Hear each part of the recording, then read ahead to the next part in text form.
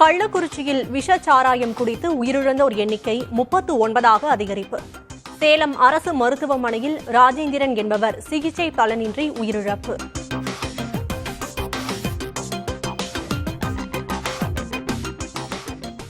கள்ளக்குறிச்சியில் விஷச்சாராயம் அருந்தி உயிரிழந்த 21 பேரின் உடல்களை ஒரே இடத்தில் தகனம் செய்ய ஏற்பாடு.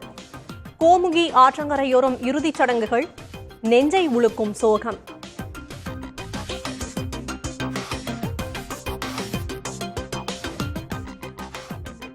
விஷச்சாராய உயிரிழப்புகள் தொடர்பாக காவல்துறை பதிவு செய்த முதல் தகவல் அறிக்கை வெளியானது. கண்ணுக்குட்டி உட்பட 3 பேர் கருணாபுரம் இடுகாட்டில் விஷச்சாராயம் விற்றதாக எஃப்ஐஆரில் பதிவு.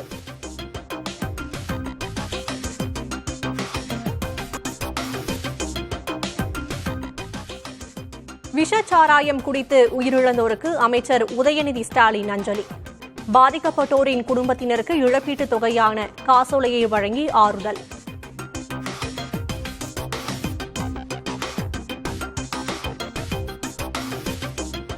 கள்ளக்குறிச்சி அரசு மருத்துவமனையில் உயிர்காக்கும் மருந்து கையிருப்பில் இல்லை என இபிஎஸ் குற்றச்சாட்டு. பெற்றோரை இழந்த குழந்தைகளுக்கு அதிமுக சார்பில் நிதி உள்ளிட்ட உதவிகள் வழங்கப்படும் என்றும் உறுதி.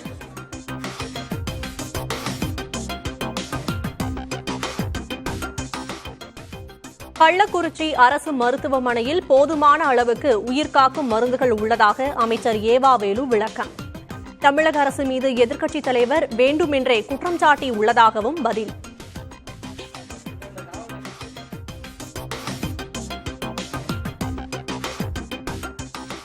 விஷச்சாராய உயிரிழப்புகளுக்கு பொறுப்பேற்று அமைச்சர் முத்துசாமி பதவி விலக வேண்டும்.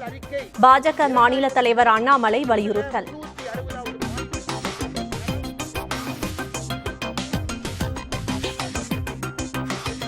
நீட் வினாத்தாள் கசிவு மூலம் நாட்டின் கல்வி அமைப்பு மீது தாக்குதல்.